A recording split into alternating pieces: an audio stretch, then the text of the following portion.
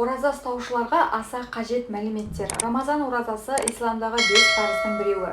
Оған Құран мен сүннет дәлел. Құранда Аллах тағала былай дейді: "Ей иман еткендер, сендерге бұрынғыларға парыз етілгендей ораза парыз етілді." Пайғамбарымыз саллаллаху алейхи уассалам былай дейді: "Ислам 5 нәрседен тұрады. Аллахтан басқа құдай жоқ екеніне, Мұхаммедтің Аллахтың құлы және де елшісі екеніне куәлік ету, намаз оқу, зекет беру, Рамазан оразасын ұстау, шамасы келгендерге қажылыққа бару." Оразаның уақыты. Ораза уақыты екінші шапақтан басталып, яғни таң намазының кіруімен басталып, күннің батуына дейінгі уақыт.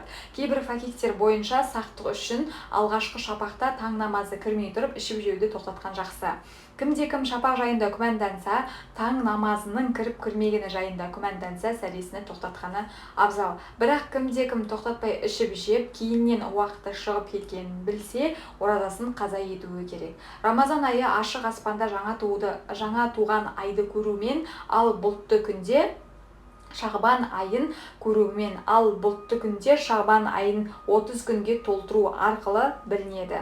Құранда Аллах кімде-кім Рамазан айында болса, ораза ұстасын. Пайғамбарымыз саллаллаху алейхи уассалам жаңа туған айды көргенде ораза ұстаңдар, екінші жаңа туған айды көрген кезде оразаларыңды тоқтатыңдар. Егер аспан бұлтты болса, Шағбан айын 30-ға толықтырыңдар деген. Басқа бір хадисінде ай 29 күн жаңа туған айды көрмейінше ораза ұстамаңдар. Егер аспан бұлтты болса, Шағбан айын 30-ға толықтырыңдар деген екен. Аузы берік кісі күннің батып батпағаны жайлы күмәнданса, аузын ашпағаны дұрыс. Ораза ұстаған адам анық уақытты білмесе, шамалаумен сәлеге тұрып, шамалаумен ауыз аша алады.